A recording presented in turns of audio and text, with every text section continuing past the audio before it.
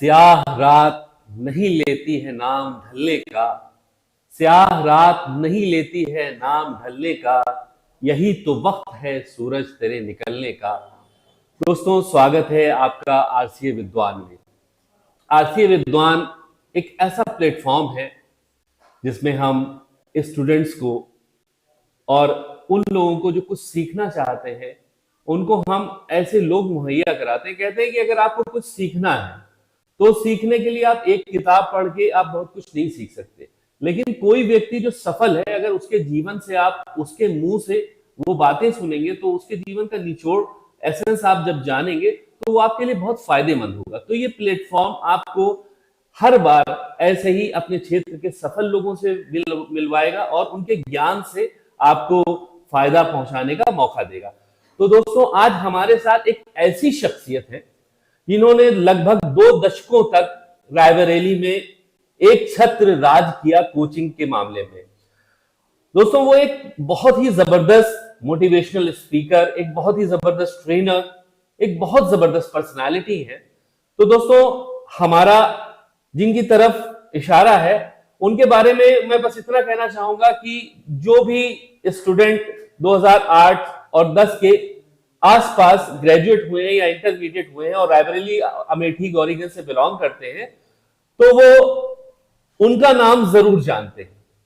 तो दोस्तों, आइए मुलाकात करते हैं आशीष त्रिपाठी सर से। तुम मुखातिब भी हो, करीब भी हो, तुम मुखातिब भी हो, करीब भी हो, तुमको देखें कि तुमसे बात करें। सर, बहुत बहुत स्वागत है आपका आरसी विद्वान में।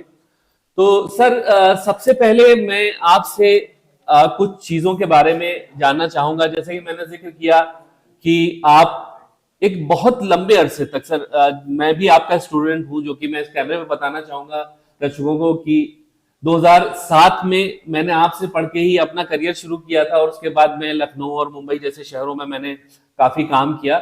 तो ऐसे आपके बहुत सारे स्टूडेंट उसके बाद भी रहे, उसके पहले भी रहे, और उस समय जो मैंने देखा था, एक क्रेज था टीसीएल का, टाइम सेंटर फॉर लैंग्वेज का, आपके संस्थान का। तो उसके बारे में मैं ये जानना चाहूंगा कि कैसे आप इस फील्ड में आए, what inspired you to come in this field. Sir, first of all मैं थैंक यू कहना चाहूँगा आपका और आरसीए का, जिसने इस तरह का प्रोग्राम शुरू किया, जिसमें हमें मौका दिया गया हमारी अपनी आप बीती, अपने जीवन के अनुभव आपके साथ शेयर करने के लिए। अब मैं आता हूँ, आपका जो प्रश्न है कि किस चीज़ ने मुझे इंस्पायर्ड किया, तो ये बात है 99 की। मैं बीएससी फाइनल ईयर में था और मैं आर्मी में जाना चाहता था। मैं एनसीसी सर्टिफिकेट होल्डर हूँ, बट कोइंसिडेंटली हमारी एक टीचर से मुलाकात हुई जो कि हमारे टाइम सेंटर फॉर लैंग्वेज की फाउंडर भी हैं, सुनीता त्रिपाठी मैम। उन्होंने मेरे लाइफ में एक ड्रास्टिक रोल प्ले किया और उन्होंने मुझे इस चीज़ के लिए इंस्पायर किया। आज भी जो कुछ भी मैं हूँ वो उनके और मेरा राब्ता करीब 1 महीने 10 दिन का रहा। उसमें उन्होंने मुझे ये रियलाइज़ कराया कि अगर आप अपनी लाइफ में कुछ करना चाहते हो तो किसी संसाधन की कमी या किसी चीज़ की ख्वाहिश के लिए मत करो, तुम्हें अच्छा लगता है तुम करो। और वहीं से मुझे लगा कि उनकी लाइफ में जो उनका टीचिंग स्किल था, उनका जो डिवोशन था अपने इंस्टीट्यूट के प्रति, बस वहीं से मैंने डिसाइड किया कि मैं भी टीचर बनूंगा और इंग्लिश स्पीकिंग का ट्रेनर, पर्सनालिटी डेवलपमेंट का ट्रेनर, यही मुझे बनना था। और उसके बाद मैंने एमबीए किया क्योंकि मैं चाहता था इस इंस्टीट्यूट को मैं प्रोफेशनल टच दे सकूं। तो after completing my MBA I again rejoined the TCL and I started. तो सर, आप क्या परिवर्तन देखते हैं उस समय में और अब के समय में इस फील्ड में? समय के साथ चीज़ों का बदलना ये लॉ ऑफ नेचर है, चीज़ें बदली हैं। अब उस तरह का क्रेज़ नहीं है, दूसरी चीज़ों के प्रति क्रेज़ ज़्यादा है। लेकिन अगर हम ये कहें कि अभी समाज के सभी लोग इंग्लिश स्पीकिंग जानते हैं, उनको ज़रूरत नहीं है, ऐसा नहीं है। अब लोगों की वरीयता है, उनकी प्रायोरिटीज़ चेंज हो गई हैं। अब वो लोग टेक्निकल फील्ड में ज़्यादा इंटरेस्टेड हैं। अब मुझे लगता है लोग ज़्यादा इनसिक्योर फील करते हैं जब वो 15 टू 20 की एज में आते हैं तो उनके लिए सबसे इम्पोर्टेंट चीज़ है कि गवर्नमेंट जॉब। बट जब मैंने इसको स्टार्ट किया था उस वक्त गवर्नमेंट जॉब से ज़्यादा इम्पोर्टेंट था जॉब। आज की डेट में गवर्नमेंट जॉब बहुत निकल भी रही है और लोग कर भी रहे हैं, but I am quite sure that it may be transactional phase in English speaking course, but it will never be vanished. नहीं, अभी देखने में तो आता है सर कि जैसे क्रेज बढ़ा है, लोग इंग्लिश स्पीकिंग की तरफ ज्यादा जा रहे हैं, लेकिन इंस्टीट्यूशन की तरफ कम आ रहे हैं। ये ऐसा क्यों? देखिए, चीज़ों में समय के साथ परिवर्तन की आवश्यकता है। जो सिखाने का तरीका, जो लोगों के एडॉप्ट करने का तरीका है, वो समय के साथ बदलता है। आज की डेट में अगर हम वैल्यू एडिड सर्विसेज के साथ अपनी ट्रेनिंग इंग्लिश स्पीकिंग की देंगे तो आई am quite sure they will come back. हमें ऑडियो वीडियो मीडिया का यूज़ करना पड़ेगा, हमें एक्सरसाइजेज में चेंज करना पड़ेगा, हमें इन चीज़ों के ऊपर ध्यान देना होगा कि facilitation of the student, because in a past year I have realized, मुझे ऐसा लगता है कि पिछले वक्त में लोग जब सीखने आते थे तो उनके लिए ये इम्पोर्टेंट नहीं था कि एकोमोडेशन कैसा है, सीटिंग अरेंजमेंट कैसा है, और टीचर्स ने क्या पहना हुआ है, जहां वो सीख रहे हैं व्हाइट बोर्ड है कि वो आईटी बोर्ड है, वो टच स्क्रीन है कि नहीं। बट आज जब बच्चा घर से निकलता है तो वो चाहता है कि वो ऐसी जगह पे सीखे जहां पर सिखाने वाले भी बहुत अपडेट हों, एसी लगा हो। हाँ, नहीं, वो उसके सिखाने की टेक्निक में आज का उनका जो जैसे इंटरनेट है, वो अपने मोबाइल पे हर एक चीज सीखते हैं, तो वो एक सेकेंड में उसको चेंज भी कर लेते हैं। एक टीचर नहीं तो दूसरा टीचर चाहिए, ऑडियो में चेंज करना है, कोई वीडियो पॉज करके रखना है, वो सारी चीजें उनको मिल जाती है। तो वो आज क्लासरूम में भी वैसा कुछ ढूंढते हैं, हाईली पर्सनलाइज्ड, कि जब वो पढ़ रहे हो तो लगे कि टीचर केवल उनको पढ़ा रहा है, क्योंकि जब मोबाइल पे वो पढ़ते हैं तो उनको लगता है टीचर केवल उनको पढ़ा रहा है। तो आई थिंक सो, ये मेरी अपनी विचारधारा है, मेरा अपना अनुभव है, and I am trying to improve it, and I will give to student in a coming time this personalized service, कि एवरी स्टूडेंट शुड फील, सभी बच्चों को ऐसा लगना चाहिए कि वो जिस चीज के लिए यहाँ आ रहे हैं वो चीज केवल उनके लिए बनी है, और टीचर पढ़ाते वक्त इंटरेक्शन बढ़ाए, जिससे कि उस बच्चे को ये लगे कि केवल वो मुझको पढ़ा रहे हैं, मुझे समझा रहे हैं। तो मुझे लगता है कि इस फील्ड का कोई अंत नहीं है, क्योंकि भाषा का ज्ञान आदिकाल से चल रहा है। यहाँ के लोगों ने फारसी सीखी है, यहाँ के लोगों ने अरबी सीखी है, और बाहर वाले लोगों ने हिंदी सीखी है, और आज भी अगर आप बनारस जाएं तो बहुत सारे लोग आकर हिंदी सीख रहे हैं। तो भाषा के बिना तो आप लोगों से बंध ही नहीं सकते, जुड़ ही नहीं सकते। तो अगर हमारे अपने परिक्षेत्र में हिंदी भाषा बहुत ज्यादा पॉपुलर है और इंग्लिश भाषा विदेशों के लोगों को कनेक्ट करने के लिए जरूरत है, और इस वक्त ग्लोबलाइजेशन का इरा चल रहा है, टेली कम्युनिकेशन के कारण ये जरूरी नहीं आप अमेरिका विजिट करें तभी अमेरिका में आपका फ्रेंड होगा। On a click you can just meet with any American friend, French friend, anyone. So there will be need of a language, वहां एक भाषा की आवश्यकता होगी, और अंग्रेजी भाषा उसमें सबसे सहज है। मैं अंग्रेजी भाषा को सहज इसलिए कह रहा हूं कि अगर किसी व्यक्ति को हिंदी भाषा की व्याकरण पढ़ानी हो तो बहुत मुश्किल है। इंग्लिश भाषा बहुत आसान है और बहुत सारे लोगों के द्वारा बोली जाती है। तो अगर हम इंग्लिश भाषा को सीखते हैं और उन लोगों से इंटरेक्ट होते हैं तो हमारे पास भारत में रहते हुए इस टेली कम्युनिकेशन की सहायता से पूरे वर्ल्ड से तार जोड़ सकते हैं, पूरे वर्ल्ड के नेटवर्क में शामिल हो सकते हैं। तो सर आप कुछ थोड़ा सा हमारे दर्शकों को अपनी जर्नी के बारे में बताइए, कैसे कहाँ से आपने शुरू किया और उसमें आपने कौन कौन से परिवर्तन पाए? मैंने 9 मई 1999 में इस टाइम सेंटर फॉर लैंग्वेज को रीलॉन्च किया था। इसकी जो फाउंडर थी मैंने पहले ही बताया, लेट सुनीता त्रिपाठी मैम, उनकी डेथ के बाद उनसे कोई मेरा सामाजिक रिश्ता नहीं था या पारिवारिक रिश्ता नहीं था। हाँ, मेरा सरनेम भी त्रिपाठी है, उनका नाम भी सुनीता त्रिपाठी था। तो जब वो अपने लास्ट डेज में थी तो मैं उनका एक्स स्टूडेंट था, क्योंकि एग्जाम की वजह से मैं छोड़ चुका था। तो उन्होंने चाबी मेरे हाथ में दी 23 अप्रैल को जब मेरे एग्जाम फिनिश हुए, और कहा आशीष कल से तुम सेंटर ओपन करोगे, अभी एग्जाम चल रहे हैं, क्वेरी हैंडल करोगे, और जब मैं ठीक हो जाऊंगी तो मैं पढ़ाऊंगी। बट अनफॉर्चुनेटली 27 अप्रैल 1999 में उनकी डेथ हो गई। उनकी डेथ के बाद सारे जो उनके स्टूडेंट्स थे वो चाहते थे कि मैं इस इंस्टीट्यूट को लीड करूं, because we were emotionally attached with Sunita ma'am. और सुनीता मैम का बैकग्राउंड के बारे में थोड़ा सा मैं बताना चाहूंगा। सी वॉज लाइक ए ऑर्फन। उनके पिताजी ने 2 मैरिजेस की थी। उनकी माताजी इस वजह से मेंटली डिस्टर्ब हो गई थी। उनके भाई साहब किन्हीं कारणों से जेल में थे और वो अपनी मौसी के यहाँ रायबरेली में रहकर, वो बेसिकली बिलोंग करती थी कानपुर को, मौसी के यहाँ रहकर वो अपना ग्रेजुएशन की, फिर MBA लखनऊ यूनिवर्सिटी से किया।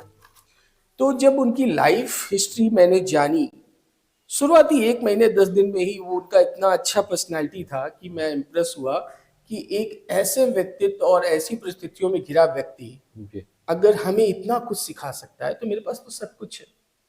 तो उनकी डेथ के बाद जब स्टूडेंट्स ने रिक्वेस्ट की तो मैंने कहा चले स्टार्ट करते हैं। मैं बहुत ज़्यादा परिपक्व भी नहीं था और बहुत ज़्यादा ग्रामर में साउंड भी नहीं था, टीचिंग का अनुभव भी नहीं था, लेकिन केवल उस वर्ड का कि आशीष कल से तुम सेंटर देखोगे, जब मैं वो ठीक हो इमोशनल जाऊं, अटैचमेंट उसने आपको बहुत मोटिवेट देन किया। आई इनिशिएटेड। एंड सेम ईयर 1999 के सितंबर में मेरा MBA में सिलेक्शन हो गया। मैं पहले तो नहीं जाना चाहता था, लेकिन ये इच्छा थी मैम की कि आशीष तुम MBA करो, तो फिर मैं चला गया MBA के लिए। और उस दौरान मेरे बड़े भाई साहब मनीष त्रिपाठी और मेरे 3 फ्रेंड्स अनुभव स्वरूप यादव और वैभव श्रीवास्तव एंड आलोक पांडे, इन 3 दोस्तों ने मेरे भाई साहब के साथ मिलकर इसके कंटिन्यू किया। 2 साल बाद 2002 8 मई को मैं वापस आया। फिर मैं इसमें एज ए मैनेजिंग डायरेक्टर जुड़ गया। फिर धीरे धीरे मैं इस चीज़ को मार्केट करने लगा कि क्योंकि मैं MBA पढ़ के आया था तो मुझे पता था कि किसी भी बिजनेस को कैसे मार्केट किया जाता है। और 2002 से लेकर 2010 तक हम लोगों ने 5 ब्रांच एस्टेब्लिश कर ली, कलेक्ट्रेट के पास और दीप शूज, सलोन, लालगंज अझारा, लालगंज बैसवाड़ा, और करीब 56 फैकल्टी मेंबर डेली आते थे हमारे यहाँ, पढ़ाते थे। और करीब 1200 स्टूडेंट का फुटफॉल पर डे था हमारे इंस्टीट्यूट्स में। फिर 2015 के आसपास फिर कुछ ऐसी सिचुएशंस आई कि फिर मैंने सबको वाइंड अप कर दिया, because in my value system this is very important कि अगर हम अपने इंस्टीट्यूट से मोहब्बत करते हैं, और this is inspiration for me, तो यहाँ पर ऐसा कुछ नहीं होना चाहिए। क्योंकि और जो एजुकेशन इंस्टीट्यूट्स होते हैं वहाँ टीचर स्टूडेंट में बड़ा एज गैप होता है, बट इंग्लिश स्पीकिंग में आप किसी भी एज ग्रुप के लोग, मैंने कई बार टीचर की उम्र कम होती है। हाँ जी, मैंने अपने पेरेंट्स के एज के लोगों को, जब ITI में लोगों ने VRS लिया तो मैंने 17 लोगों का बैच पढ़ाया जिनकी उम्र 57 ईयर्स की थी और वो लोग डिप्रेशन में थे। तो इंग्लिश स्पीकिंग के साथ साथ मैं पर्सनालिटी डेवलपमेंट हैंडल करता था, और आज भी उसमें से कुछ लोग मेरे टच में हैं। कुछ लोगों की डेथ भी हो गई क्योंकि ये मौका 2004 का था जी।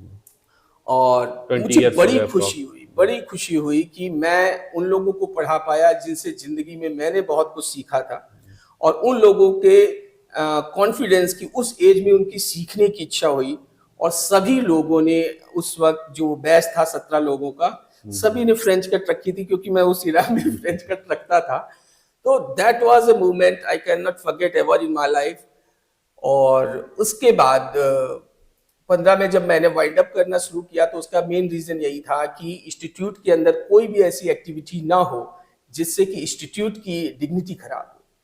तो फिर मैंने वाइंड अप करना शुरू किया। फिर केवल दीप शूज वाली ब्रांच थी, और फिर मैंने 2018 में कंस्ट्रक्शन स्टार्ट कराया क्योंकि मैं चाहता था कि TCL अमर रहे, मैं हूं तो भी और मैं नहीं रहूं तो भी, क्योंकि this was not property of my father कि फादर ने अपनी लेगेसी अपने बेटे को दी। एक टीचर ने अपने स्टूडेंट के ऊपर कॉन्फिडेंस दिखाकर उसको लेगेसी दी। स्टूडेंट ने इमोशनल और कई कारणों से उस लेगेसी को कंटिन्यू किया। तो मेरे बाद भी ये टाइम सेंटर फॉर लैंग्वेज रहेगा, और ये मैंने डॉक्यूमेंट कर दिया है कि वो फ्लोर हमारी बिल्डिंग का जो TCL स्क्वायर का है उसमें हमेशा TCL नाम से चलता रहेगा। मैं नहीं पढ़ाऊंगा, मेरा बेटा नहीं पढ़ाएगा, मेरी वाइफ नहीं पढ़ाएगी, लेकिन उस फ्लोर पे जो भी मेरा स्टूडेंट लायक होगा वो कंटिन्यू करेगा। हम उस फ्लोर को ना कभी बेचने वाले हैं, ना उस पर हमें कोई रेंट चाहिए। तो आज तक की जर्नी में, अभी 2020 में कोरोना के कारण जैसे में 20 में बन के तैयार हुई बिल्डिंग, और 21 से वो 2021 कोरोना के कारण इफेक्टेड रहा। लास्ट ईयर हमने करीब 350 लोगों को पढ़ाया। उससे पहले मैंने करीब 150 लोगों को पढ़ाया 2022 में। 23 में करीब 200-250। तो इम्प्रूव कर रहा है। I will come back soon as a same spirit. और मेरा अपना एंटिसिपेशन है, कॉन्फिडेंस है कि जो भी बच्चे अपनी लाइफ में इंग्लिश स्पीकिंग और पर्सनालिटी डेवलपमेंट के लिए टीसीएल पे भरोसा जताएंगे, उनको हम बेस्ट सर्विसेज, मेट्रो लेवल की सर्विसेज देंगे।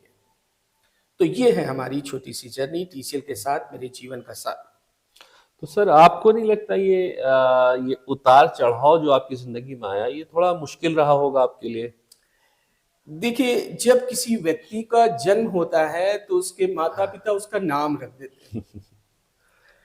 तो जब मेरा रीबर्थ हुआ, तो जब मैम के इंटरेक्शन में आया, तो जब मैं टीसीएल के साथ वर्क करने लगा तो मेरा नाम टीसीएल हो गया। तो इंसान के जीवन में उतार चढ़ाव जरूर आ सकते हैं, नाम नहीं बदलते जी। तो मैं और मेरा टीसीएल एक दूसरे के सिनोनिम्स हैं। मेरे जीवन के उतार चढ़ाव, टीसीएल के उतार चढ़ाव चाहे जितने आए, न टीसीएल बदलेगा न हम बदलेंगे।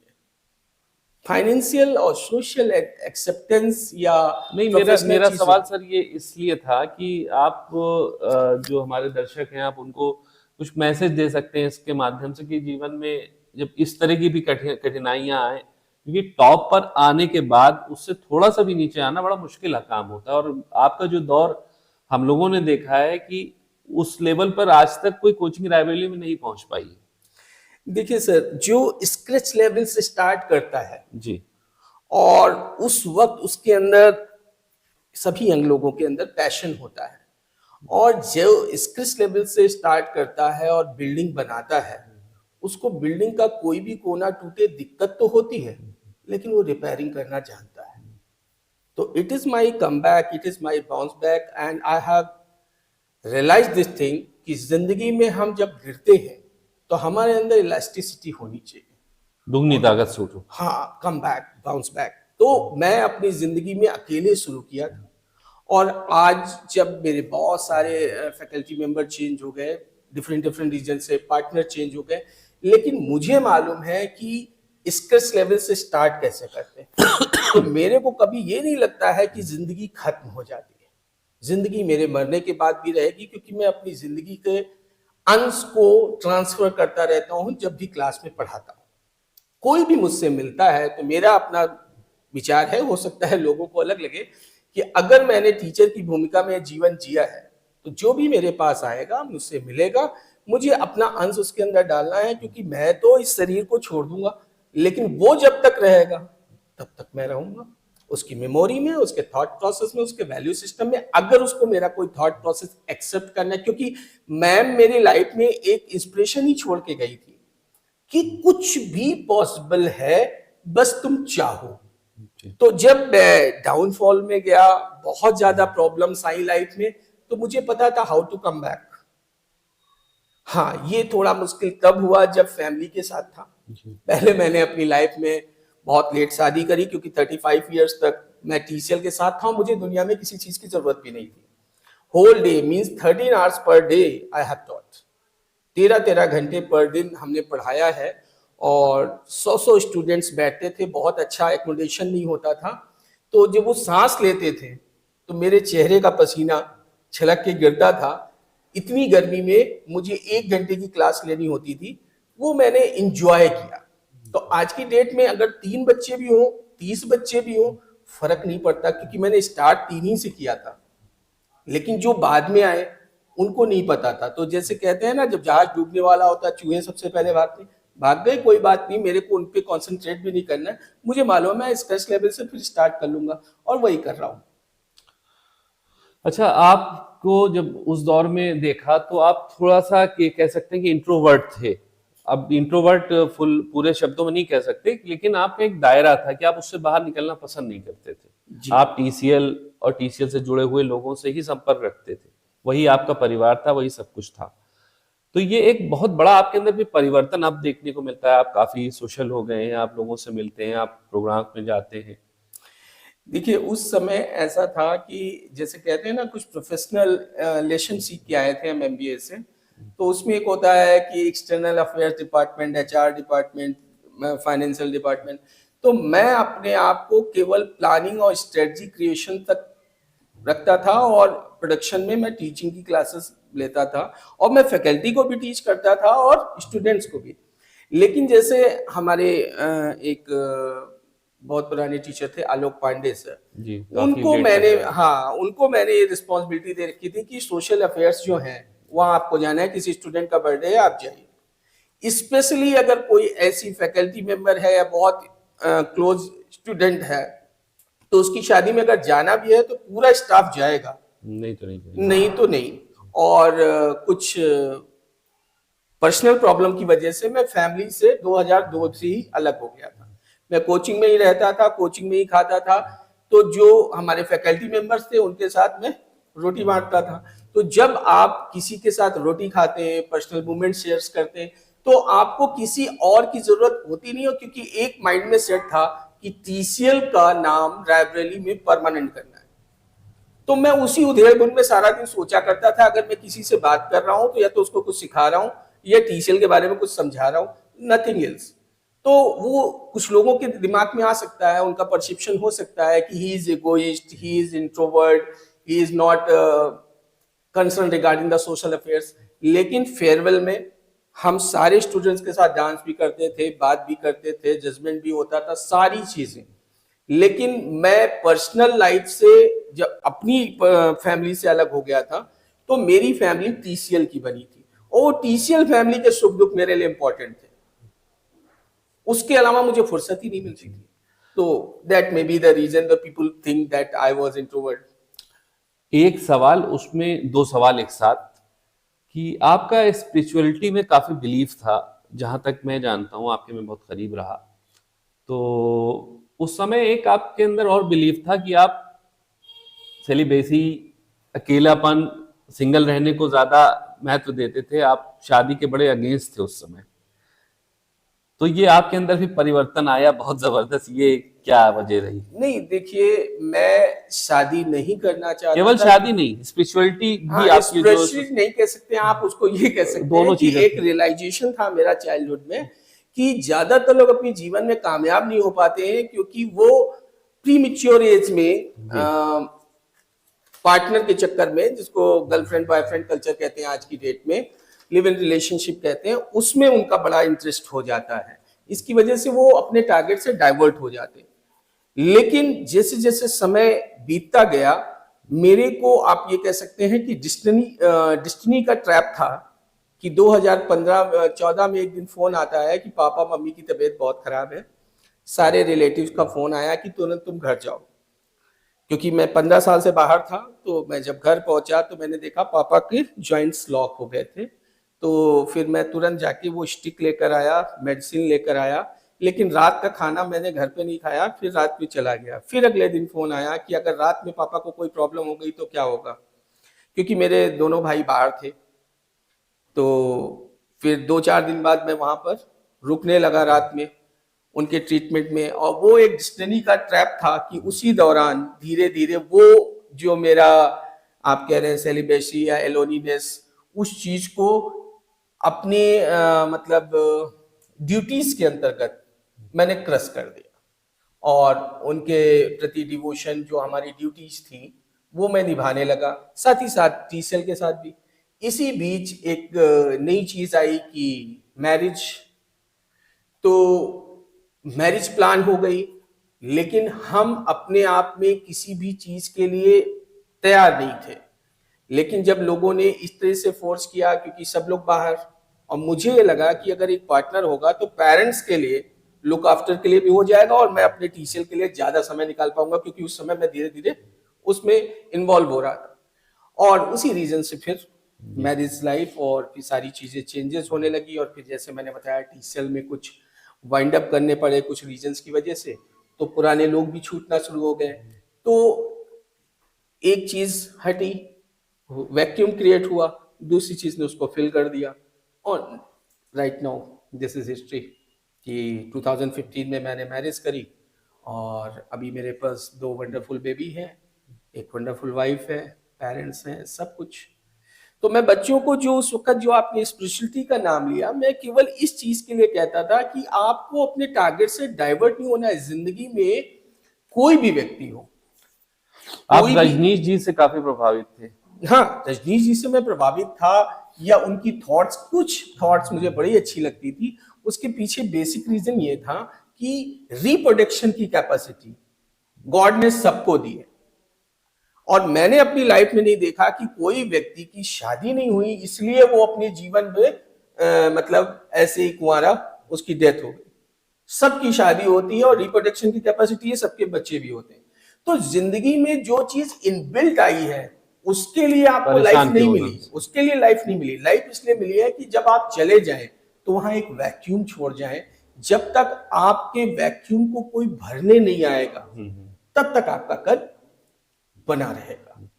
तो मैं अपनी लाइफ में, एक जो मेरा फेवरेट कोटेशन था, I wanted to live longer than life, still I follow that. मैं जिंदगी से ज्यादा जीना चाहता हूं, और मेरा मानना है कि जो लोग केवल अपने बच्चे, अपनी बीवी, अपने परिवार के लिए जीते हैं और उन्हीं के लिए काम करते हैं, तो वो लोग ऐसे जब उनका डेथ हो जाता है तो उनकी प्रॉपर्टी का डिस्कशन उनके फ्यूनरल से पहले शुरू हो जाता है। तो मुझे वो लाइफ नहीं जीनी थी, मैंने समाज में ऐसा देखा था।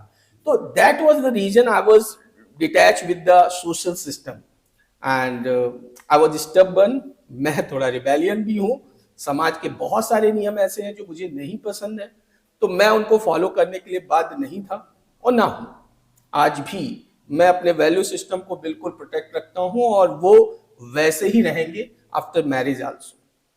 और मैं अपने बच्चों के वैल्यू सिस्टम में बहुत ज्यादा इंटरसेप्ट भी नहीं करता, क्योंकि मेरा मानना है कि दुनिया में कोई भी जीव आता है, मच्छर की उम्र 2 महीने, इंसान की ऑन एवरेज 70 साल। इन 70 साल में तुम कितने दस्तखत करके जाते हो, कितने ऑटोग्राफ, ये तुम पे निर्भर करता है।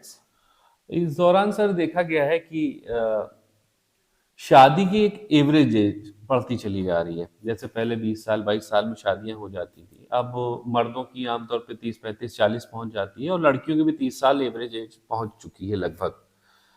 तो इसमें बड़ा स्ट्रेस रहता है, पेरेंट्स को बड़ा परेशान रहते हैं।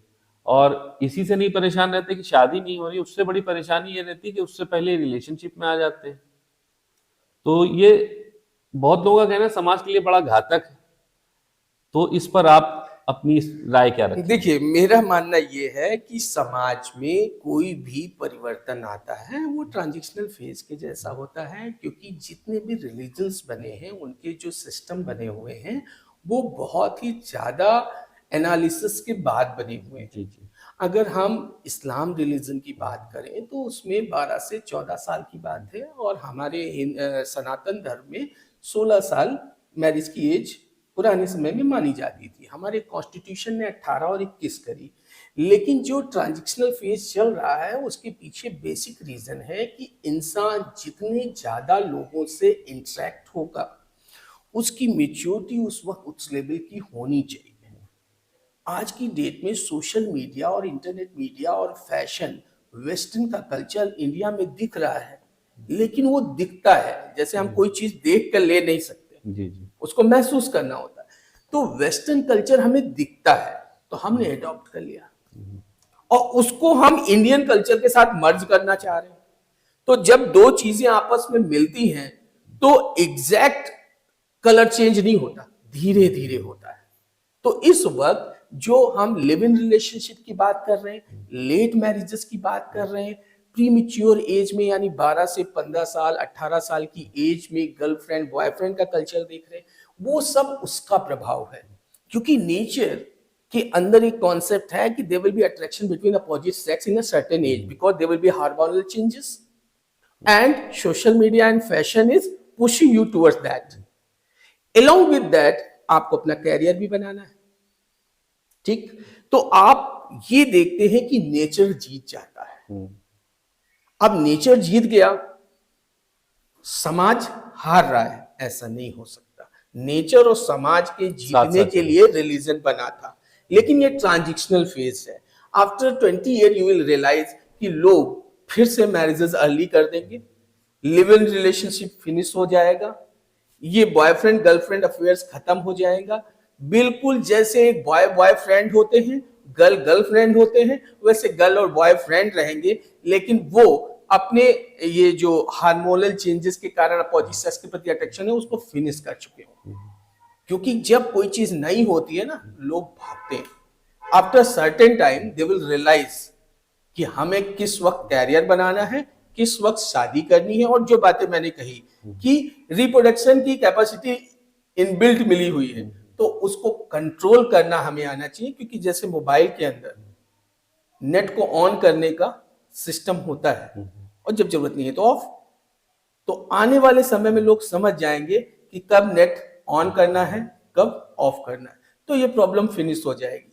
क्योंकि एक भड़ास जैसी होती है समाज में कि किसी को ये कल्चर पसंद नहीं आया, मैं उसका विक्टिम हूं, मेरे अंदर भड़ास थी, मैं अकेला रहूंगा।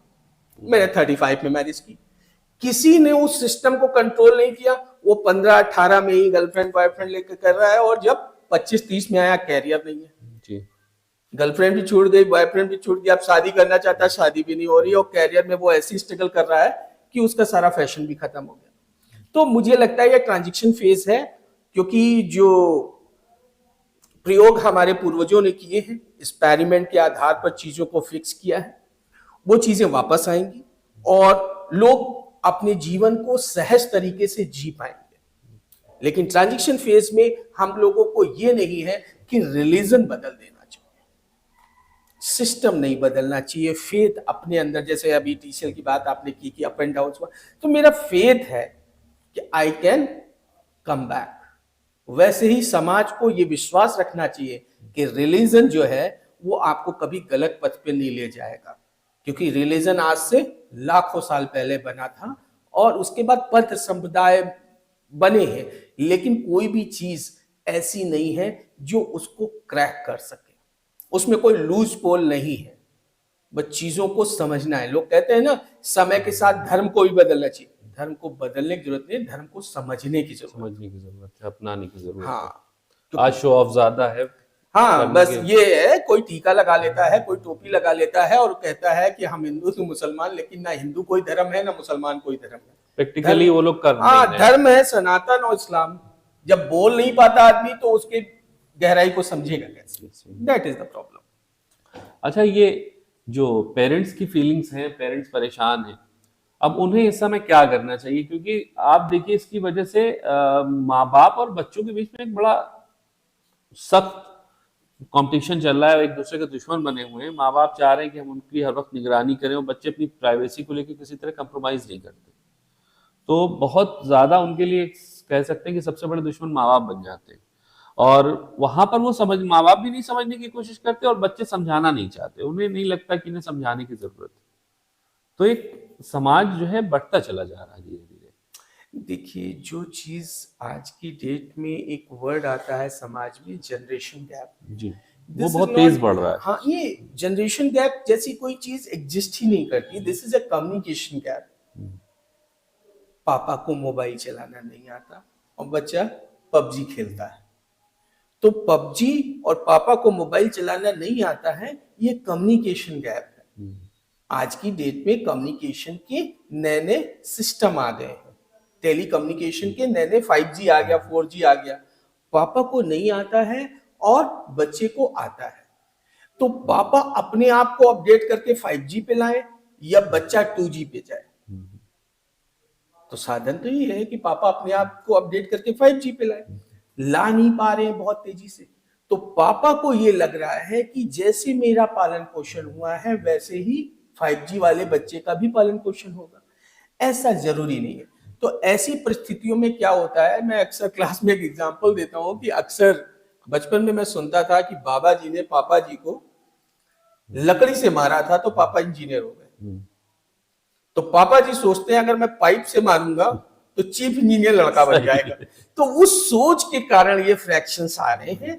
लेकिन अगर आप देखें कि कल तक हम लोग क्लासेस में मैथ, इंग्लिश फिजिक्स केमिस्ट्री पढ़ाते थे और वो केवल बच्चे पढ़ते थे। आज की डेट में गार्जियन को पढ़ने की जरूरत है चाइल्ड साइकोलॉजी।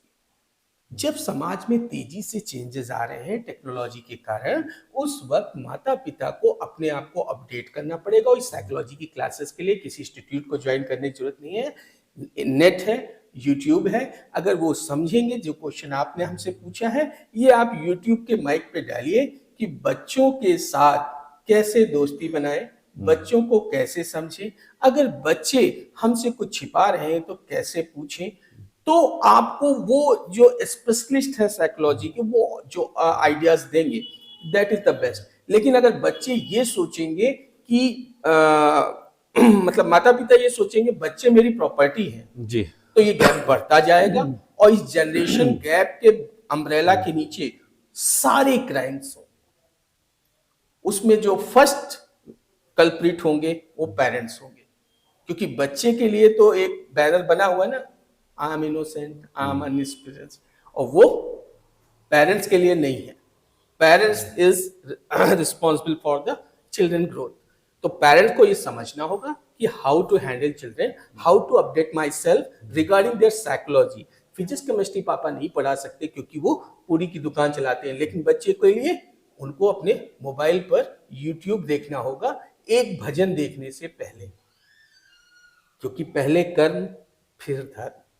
अगर आपने धर्म को पहले कर दिया कि मैं 50 का हो गया, बच्चे के लिए पैसा जमा कर दिया, बीटेक में एडमिशन होगा जमा कर देगा, तो बीटेक की फीस से वो वहां पर अपना कैरियर, अपनी लाइफ बर्बाद कर लेगा, सिगरेट पिएगा, जैसे कि कोटा में हो रहा है। क्योंकि किसी भी ये जो आप प्राइवेट स्पेस की बात कर रहे हैं, इस प्राइवेट स्पेस के अंदर एक वायरस रहता है, वो है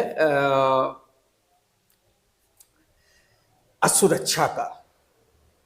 दोस्तों के कंधे पर जिंदगी नहीं गुजरती, रिश्तों के कंधे पे जिंदगी नहीं गुजरती। तो माता पिता की जिम्मेदारी है कि वो अपने कॉन्फिडेंस का बॉर्नवीटा बच्चों को पिला के रखे। जब दुनिया साथ छोड़ दे तो बच्चे कहे ना, I can move on alone. क्योंकि हम जो सपने देखते हैं, मेरा अपना मानना है कि सपने ही अपने होते हैं। I love my parents, I love my all children and wife, everybody. लेकिन अगर मैं गले से लग के भी अपने बेटे के सो जाऊं तो उसकी आंखों का सपना मेरी आंखों में नहीं आएगा।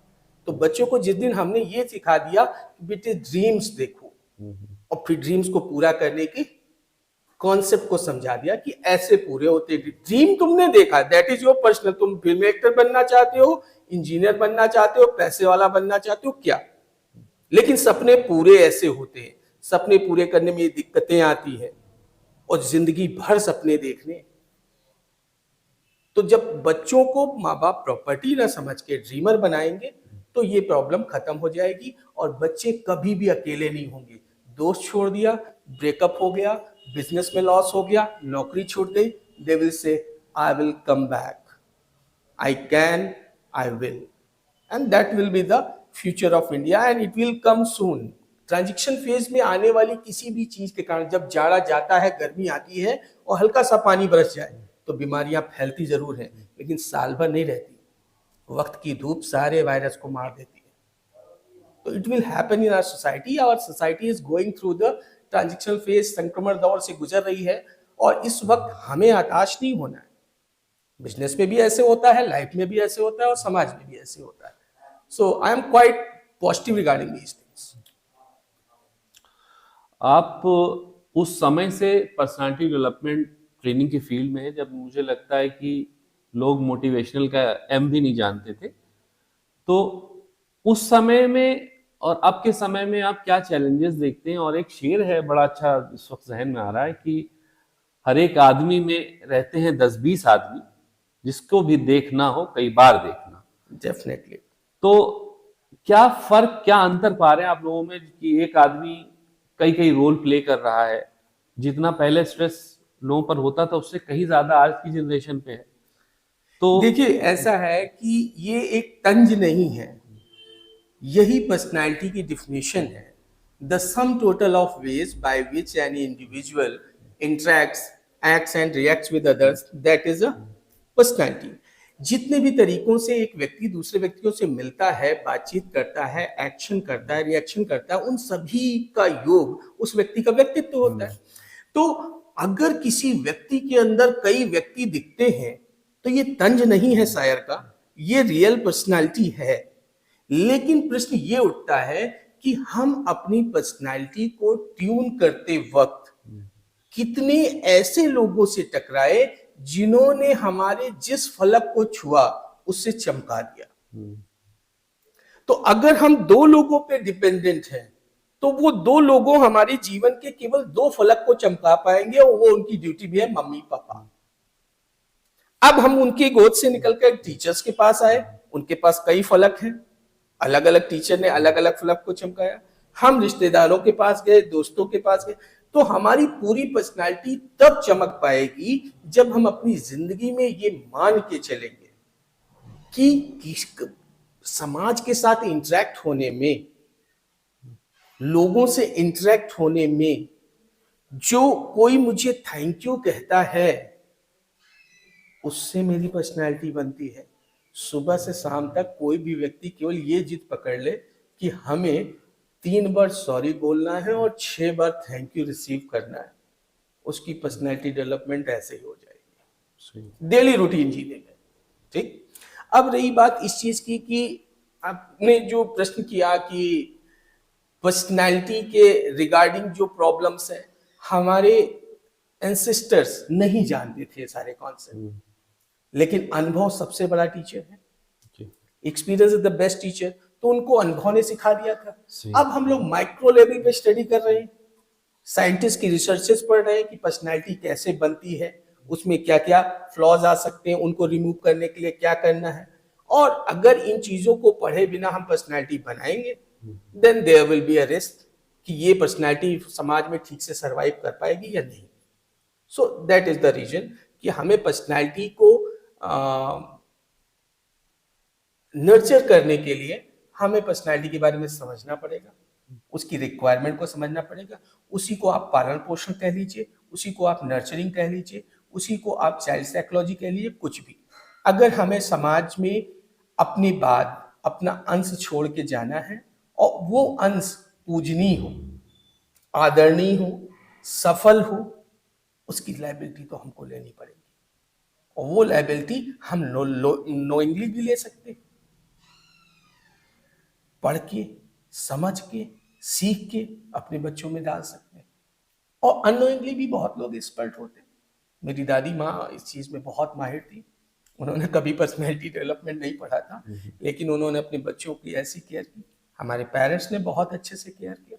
तो it is not important, but if you are concern regarding something you will get success. If you are not concern, आप ये सोचते हो कि खूब सारा पैसा कमा के बच्चों के लिए रख दे तो उनका जीवन सफल होगा, पैसा तो कमा ले। कहते हैं ना, पूत सपूत तो का धन संचय, पूत सपूत तो का धन संचय।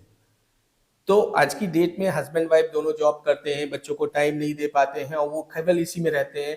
बीटेक की फीस बढ़ गई है, जब मेरा बच्चा बीटेक में पहुंचेगा तो 20 लाख रुपए पड़ेगी, तो वो पैसा कमाने में लगे हुए हैं और यहाँ बच्चा बीटेक करने लायक रह ही नहीं गया है। तो दैट इज इंपॉर्टेंट कि हमें समझना पड़ेगा कि पैसा और पालन पोषण दोनों का कॉम्बिनेशन आज के समाज में किसी व्यक्ति को एक सक्सेसफुल और एक सिविलाइज सिटीजन बनाने के लिए इंपॉर्टेंट है। That is. आजकल देखा गया है बच्चों में स्कूल्स से थोड़ा मोह भंग हो रहा है। एक टाइम था कि जो सरकारी स्कूल्स होते थे वहां के ही बच्चे स्कूल छोड़ के भाग जाते थे, लेकिन फिर भी वो आते जाते रहते थे। लेकिन आज देख रहे हैं कि अच्छे अच्छे स्कूल्स के बच्चे जो हैं इंटरमीडिएट में, हाई स्कूल में, वो स्कूल जाना बंद कर देते हैं, कहते हैं स्कूल जाने की जरूरत नहीं है। इस पे एक शायर का बड़ा छोटा सा शेर है, उसमें शायद आपको आपका आंसर मिल जाएगा कि तरस आता है मुझे उस वैद्य की विद्याओं पर जो भूखों को सेहत की दवा देता है। क्या बात है। आजकल स्कूल में बच्चों को जब टीचर पढ़ाने जाता है तो पैसे गिन के पढ़ाता है, कितनी फीस मिल रही है और कब हेडमास्टर हमको चेक करने आएगा। बच्चा एग्जाम में अच्छा लिखे इसके लिए उसको साल भर प्रेशर में रखा जाता है। अगर उस प्रेशर की जगह हम पैशन पैदा कर दें तो स्कूल और बच्चे, हमारे जो गार्जियन है स्पेशली, उनके लिए एक ऐसे संसाधन है स्कूल, जो पूरी रिस्पॉन्सिबिलिटी ले लेते हैं माँ बाप की। हमें याद है कि उन दिनों में जब हम स्कूल में पढ़ते थे, हमें स्कूल ज्यादा अच्छा लगता था अपने घर से। सही कह रहे हो। और जबकि टीचर मारते बहुत थे, लेकिन वही चीज थी कि वो हमें ये समझाते थे how to live, how to learn, what to learn, it is your interest. क्या सीखना है, ये तुम्हारा अपना इंटरेस्ट एरिया है। कैसे सीखा जाता है, कैसे जीना है, ये हम बताते हैं। तो उन टीचरों से मैंने सीखा, और हमारी जिंदगी में जितने भी हमारे आइडल रहे हैं समय समय पर, वो सभी हमारे गुरु रहे। First my father, after that Ramraj sir, who was a math teacher in my intermediate. After that, Yamini Sharma ma'am, FG college में फिजिक्स डिपार्टमेंट हेड थे. After that, in MBA, Itender Pal Singh, and obviously Sunita Tripathi ma'am, who brought a drastic change in my life. तो मेरा ये मानना है कि school से बच्चे इसलिए डर रहे हैं, या भाग रहे हैं, या इंटरेस्ट नहीं आ रहा है, या थक जा रहे हैं, क्योंकि प्रेशर बाहर का है। जब दिल का पैशन कहता है ना, तो मुझे याद है कि हम लोग आज पीरियड 7 से 12 पढ़ने के बाद 12 से 5 तक क्रिकेट भी खेल लेते थे, और 12 से 5 तक डिबेट कंपटीशन के लिए साइकिल चलाकर जीआईसी स्कूल से सेंट्रल स्कूल तक चले आते थे। जी। क्योंकि वो एक पैशन था, अपने स्कूल को जिताना है, क्रिकेट मैच में जीतना है, दैट इज। तो that should be spirit of the teacher, that they should create passion in the student, not pressure in the student. मतलब यह माना जाए कि टीचर्स की फॉल्ट है, अब उसमें उनका स्तर गिरा है। हाँ, स्तर गिरा नहीं है, टीचर कभी गिरे स्तर के नहीं होते। बेसिक है कि जो हमारी फंडामेंटल नीड जो है, वो फंडामेंटल नीड हमारे सेल्फ स्टीम पर हावी होती जाती है। जैसे मैं एक हायरार्की सिस्टम पढ़ाता हूँ कि इंसान जब जन्म लेता है, उसकी फंडामेंटल नीड्स होती है food, shelter, cloth, sex, water, gas, air. अब ये नीड पूरी नहीं हुई, वो नेक्स्ट नीड पे पहुंच गया, सिक्योरिटी नीड। सिक्योरिटी नीड की मतलब हमारे पास खाना आज है, लेकिन कल भी हो, परसों भी हो। तो उस पर्टिकुलर रीजन की वजह से वो सिक्योरिटी नीड पे पहुंच गया। फिर हमारे नेता सेल्फ स्टीम नीड पे पहुंच गया कि हमारे पास जो खाना है वो किसी जनता के पास नहीं, हम बेस्ट खाना खा रहे हैं, इसको देखो आके। मैं बेस्ट कपड़े पहन रहा हूं, उसको देखो आके। अंदर से वो भूखा है, तो वो क्या करेगा? उसकी सिक्योरिटी नीड सेटिस्फाई नहीं है, तो वो क्या करेगा? नेता बन के, घूस लेके, घोटाले करके पैसा रखेगा। अब इन चीजों की वजह से समाज में एक परिदृश्य होता है कि जो आदमी सफल दिख रहा है, उसके पास पैसा है। तो एक स्कूल चलाने वाला प्रिंसिपल समाज बनाने के लिए स्कूल नहीं चला रहा है, पैसा बनाने के लिए स्कूल बना रहा है। अब पैसा बनाने के लिए उसको सस्ते टीचर लेने हैं, सही है, महंगी फीस लेनी है, तो वो तारतम्य नहीं बैठ रहा है। हम कहते हैं आप बेस्ट फीस लो, लेकिन टीचर भी बेस्ट रखो। डेफिनेटली। तो जब टीचर का पेट भरा होगा, टीचर की सिक्योरिटी नीड फुलफिल होगी, टीचर की सेल्फ स्टीम होगी। अब क्लास में मैंने सुना है कि आकर स्कूल का मैनेजर स्टूडेंट के सामने टीचर को डांट देता है, होता है। तो टीचर की सेल्फ स्टीम आपने छीन ली। अब उस क्यों काम कर रहा है फिर भी आपके इंस्टीट्यूट में? पैसों के लिए। टीचर के पास पूरी जिंदगी का एसेट उसका सेल्फ रिस्पेक्ट होता है, और इसी कारण वो टीचर होता है, क्योंकि पैसे तो मजदूर भी कमाते हैं। हाँ, दूसरे प्रोफेशन में और ज्यादा कमा सकता है वो जाके। हम अगर एक सिंपल बिजनेस के लेवल पे कंपेयर करें टीचिंग और बिजनेस प्रोफेशन को, तो अगर मैं पार्ले जी बेचता हूँ, एक बच्चा आता है मुझे 5 रुपए देता है, मैं उसको पार्ले जी देता हूँ। अब मेरे पास पार्ले जी नहीं है, उसके पास 5 रुपए नहीं, इसी को बिजनेस कहते हैं। लेकिन टीचिंग प्रोफेशन में उसने मुझे फीस दी, मैंने उसको पढ़ाया, उसके बाद वो मेरे पैर छू के गया, और ताउम्र ये कहेगा सर ने मुझे पढ़ाया था। तो ये जो बोनस मिल रहा है, लाइफ टाइम पेंशन मिल रही है, केवल इस प्रोफेशन में। तो this is the noblest profession of the world. इस प्रोफेशन में इंसान बेईमानी तभी करता है जब उस हिसाब से नहीं मिलता हाँ उसकी नीड सेटिस्फाई नहीं होती। अब बच्चे को स्कूल में पढ़ाने के लिए टीचर रखा गया, अब उससे रिपोर्ट कार्ड भी बनवा रहे हैं आप, उससे अटेंडेंस भी करा रहे हैं, उससे फीस भी सबमिट करवा रहे हैं, उससे काउंसलिंग भी करवा रहे हैं, उससे सीजन में एडमिशंस भी करा रहे हैं। वो टीचर किस लिए पढ़ा रहा है?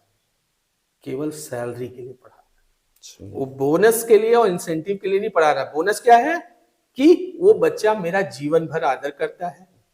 पेंशन भी यही है।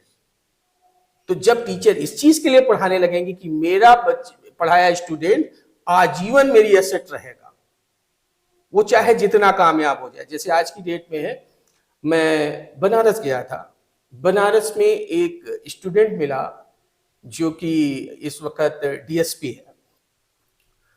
गंगा घाट से मैं निकला और फिर मैं जब दर्शन के लिए गया तो वो रास्ते में मुझे कहीं देख लिया। उसने किसी व्यक्ति से मुझे बुलवाया क्योंकि वो ऑन ड्यूटी था मंदिर पर। मैं वहां गया, कहे सर दर्शन के लिए आया? हमने कहा कि मुझे पहचाना? मैंने कहा नहीं। कहे मैं सो एंड सो सर आइए। एज ए फैमिली, कप्तान साहब की फैमिली के रूप में मैं वहां पर दर्शन करने गया। That was the greatest moment of my life कि मैंने देखा कि मैंने किसी बैच में उसको पढ़ाया होगा 3 महीने और आज उसको पढ़ाए हुए 25 साल बीत चुके हैं और वो बच्चे ने इस तरीके से आदर किया। तो इसके लिए जब टीचर पढ़ाएंगे ना, तो ये जो स्कूल से बच्चे भाग रहे हैं, ये टीचर अपना 100% नहीं दे रहे, ये प्रॉब्लम सॉल्व हो जाएगी। बस लास्ट के 1-2 क्वेश्चन और। एक लास्ट का क्वेश्चन आपकी पर्सनल लाइफ से रिलेटेड। हाँ डेफिनेटली, ये my life is open book. Ma'am का क्या रोल है अब आपकी लाइफ में, कि उसको आप किस तरह से देखते हैं? जैसे कि मानते हैं हर कामयाब औरत के मर्द के पीछे एक औरत का हाथ होता है, तो इसको आप हमारे दर्शकों को किस तरह से? देखिए, मेरा अपना मानना है कि मैं इस स्टेटमेंट से एग्री नहीं करता, क्योंकि मेरा अपना मानना है कि हर एक कामयाब आदमी के साथ एक औरत हो सकती है, पीछे नहीं हो सकती। और ना मैं कभी उसको आगे रखना चाहूंगा। साथ है तो हम दोनों एक साथ सीढ़ियां चढ़ लेंगे, और अगर वो पीछे है या वो आगे है तो मैं सीढ़ी चढ़ना नहीं चाहूंगा, और पीछे है तो वो छूट जाएगी। तो मुझे लगता है हर कामयाब आदमी के साथ एक औरत होती है, कामयाब आदमी के पीछे औरत नहीं होती। मतलब आप इस सवाल गोल करके मैम के बारे में आपने? नहीं, मैं डेफिनेटली बता रहा हूँ कि my life partner Mrs Kalindi Tripathi, मैं उनका भी स्टूडेंट रहा हूं इत्तेफाक से। तो वो मेरे साथ है, वो मेरे पीछे नहीं है। उनको कभी भी ये नहीं सोचना होता है कि मुझे ये जॉब करनी है, मुझे यहाँ जाना है। जैसे मुझे कार चलानी नहीं आती, उन्होंने कार खरीदी, उन्होंने मुझसे कहा कि मुझे कार चाहिए, मैंने कहा कार चलेगी। वो डेली कार से जाती है, मैं कार पे नहीं बैठता, न मैं अभी सीखा हूं। ठीक, मुझे अभी यहाँ इंटरव्यू के लिए आना है, मुझे नैनीताल जाना है, मुझे उनको बताना है। ये कुछ होते हैं ना कि अनटोल्ड कमिटमेंट्स, कि मैंने उनको नहीं कहा लेकिन वो समझ गई कि ये अगर टूर पे जा रहे हैं तो ये जाएंगे। उनको किसी जगह जाना है, उनको मुझे बता देना है कि आपको भी चलना है, मैं चल दूंगा, नो क्वेश्चंस। तो ये होता है साथ चलना। पीछे चलने का पीछे क्या होता है कि कोई मुझे हर एक वक्त पुश करे, नहीं आपको वहां चलना ही है। अगर मैंने कह दिया मैं नहीं जा पाऊंगा, तो उनको लोन जाने में मेरी परमिशन की जरूरत नहीं है। मतलब कि ये हमारा अनकहा समझौता है कि वो हमारे साथ कहीं भी जाना चाहे, हम अवेलेबल हैं साथ है। और हम अवेलेबल केवल एक ही चीज की वजह से नहीं हो सकते, वो है टीसीएल, और उसके अलावा हम अवेलेबल हैं। तो मेरा अपना ये मानना है, मेरा गोल आंसर नहीं था। She is means you can say very very talented women. मैं तो कई मायनों में मानता हूं वो मुझसे ज्यादा अच्छी टीचर है। मैंने कभी भी टीचिंग के लिए बीएड नहीं किया, उन्होंने बीएड भी किया है और करीब वो 15-16 साल से पढ़ा भी रही हैं। तो उनके अंदर टीचिंग स्किल्स बहुत अच्छी हो सकती है और है, मैं उसकी तारीफ करता हूं और ये उनके मुंह पे भी कहता हूं, समाज में भी कहता हूं कि she is the brilliant student and brilliant teacher. तो ये मेरा कहीं कहने का मतलब नहीं है कि अगर मेरी वाइफ जो है वो मेरे पैरेलल है तो उसका मतलब मैं और वो कॉम्पिटिटर है, नहीं, we are complementary of each other. जाहिर है। और मैं हमेशा पति पत्नी के रिश्ते में कॉम्प्लीमेंट्री ऑफ ईच अदर को बढ़ावा देता हूँ। ये समाज में जो एक चल रहा है ट्रांजिशन फेज में, नारी सशक्तिकरण, अगर इस पेन के कैप और पेन दोनों कहे कि हम ऊपर रहेंगे, कुछ देर बाद इसका भी अस्तित्व खत्म हो जाएगा, इसका भी। सही है। तो हम लोग एक दूसरे के कॉम्प्लीमेंट्री हैं और कॉम्प्लीमेंट्री के रूप में ही मैंने ये स्टेटमेंट दिया कि हम साथ रहने को ज्यादा तवज्जो देते हैं, आगे और पीछे को निगलेक्ट करते हैं। अच्छा सर, आप क्या ऑप्शंस देखते हैं आज नई जनरेशन के पास करने के लिए, जो डॉक्टर इंजीनियर नहीं बनना चाहते हैं, अपना सेल्फ का कुछ करना चाहते हैं, तो आपके नज़र में ऐसे कौन कौन से ऑप्शन दिखते हैं आपको कि उन्हें करना चाहिए? हम तो उन ऑप्शंस को देख नहीं पाएंगे क्योंकि अभी मैंने बताया ना कि जब कोई बच्चा, कोई यंगस्टर, कोई यंग लड़की रात में सोती है समाज के परिदृश्यों को देखने के बाद, तो उसकी आंख में कौन सा यूनिक सपना आएगा। तो कोई भी चीज हो अपनी लाइफ में आप केवल उसके लिए पैशन जनरेट कर लीजिए। जैसे एक ट्रिपल सी होता है, जैसे you should be clear what to do. वो कैसे होगा? जब तुम केवल अपने सपने के लिए जियो। सपना कहाँ आया? केवल तुम्हारी आंखों में। सेकंड, मैं कर लूंगा, clarity, confidence, and third thing is that there should be passion. क्योंकि जिंदगी में 15 से 30 साल के बीच में आप अपनी जिंदगी की आधी यात्रा तय कर लेते हैं। सही है। तो 15 से 30 के बीच में आप डाइवर्ट नहीं हुए तो आपने अपना कैरियर बना लिया और आने वाली जनरेशन के लिए फुटप्रिंट छोड़ दिया। ये बहुत अच्छी बात की आपने। दैट इज, कुछ भी हम ये कह रहे हैं कि हमने ऐसी ऐसी चीजें देखी हैं। जैसे मैं आज की डेट में बताऊं, मेरा जो अभी करंट ड्रीम चल रहा है, I want to go for organic foods. क्योंकि नेक्स्ट जनरेशन में, जैसे मैंने कहा, क्लियरिटी और कॉन्फिडेंस तो आ जाता है, फिजिकल स्ट्रेंथ की कमी हो गई। ये बिल्कुल नया है कि आज की डेट में यंगस्टर 25 साल का हो, उसको 25 किलोमीटर जाने और आने के लिए कह दो, वो टूट जाता है। सही। तो that is the most important. और मैंने रायबरेली से सलोन 3 महीने बाइक से जाकर वहां पढ़ाया है और फिर लौट के यहाँ पढ़ाया और जाने से पहले यहाँ पढ़ाया, 25 साल की उम्र। तो दैट इज द कि ऑर्गेनिक फूड जो है, जैसे मिल्क है, जो हमारे यहाँ की इंडियन काउस है, साहिवाल है, गिर है इनका, और बिना फर्टिलाइजर का व्हीट, राइस और जो मिलेट्स वगैरह है, ये मैं आने वाली जनरेशन को दे पाऊं, तो मैं as a father, as a grandfather अपना रोल अच्छे से निभा पाऊंगा, ऐसा मुझे लगता है। और पालन पोषण के रिगार्डिंग मेरी क्लियरिटी बहुत है। मेरे बच्चे के पास फाइनेंशियल क्राइसिस की ना दिक्कत आएगी और ना मोटिवेशनल क्राइसिस की। करना क्या है ये मैंने अपने दिमाग में नहीं बैठा रखा है कि वो आईएएस बनेगा कि बीटेक करेगा, क्या करेगा। वो जो करेगा मैं उसके साथ हूं जब तक हूं। वो अपनी जिंदगी में नाकामयाब हो जाएगा, वो मुझसे कहेगा मेरी जिंदगी से अलग हो जाओ, तो भी मुझे कोई दिक्कत नहीं, क्योंकि मैंने इसलिए नहीं उसको जन्म दिया है कि बुढ़ापे में मेरा हाथ पकड़ेगा। ये उसकी लाइफ है। मैंने अपनी जिंदगी में अपने कर्म किए, वो उसकी अपनी जिंदगी में अपने कर्म करेगा। इसीलिए मैं अपने पेरेंट्स से भी कभी नाराज नहीं हुई इस चीज के लिए। उन्होंने मुझे करने दिया, मैं उसे करने दूंगा। और मुझे नहीं लगता मैं अपनी जिंदगी में बहुत ज्यादा सक्सीड तो नहीं कर पाया, लेकिन जहां पर भी हूं खुश हूं। जो कुछ है मैंने मेहनत से अचीव किया और मैं चाहता हूं मेरा बेटा या मेरी नेक्स्ट जनरेशन भी वैसे अचीव करे। तो कैरियर के लिए बच्चों को परेशान होने की जरूरत नहीं है। ये डायलॉग्स नहीं होगा ना चाहिए कि पढ़ो नहीं तो भीख मांगोगे। अब नहीं। क्या रायबरेली के काशीराम पुरी वाले ग्रेजुएट, पोस्ट ग्रेजुएट और पीएचडी है और दिन में 10,000 रुपए का गल्ला है? सही। तो जीवन में जिस व्यक्ति ने पान की गुमटी पे सुबह 6 बजे खोलकर रात में 11 बजे बंद करने का सिस्टम बना लिया, वो पान की गुमटी से दिन का 1,500 रुपए कमा के उठता है। तो आदमी के अंदर कंसिस्टेंसी होनी चाहिए, कॉन्फिडेंस होना चाहिए, क्लियरिटी होनी चाहिए। क्लियरिटी आएगी कि आप ड्रीम। आज की डेट पे एक पहले स्टेप में ही गार्जियन बुरा कर दे रहे हैं, बच्चों को सपने नहीं देखने दे रहे।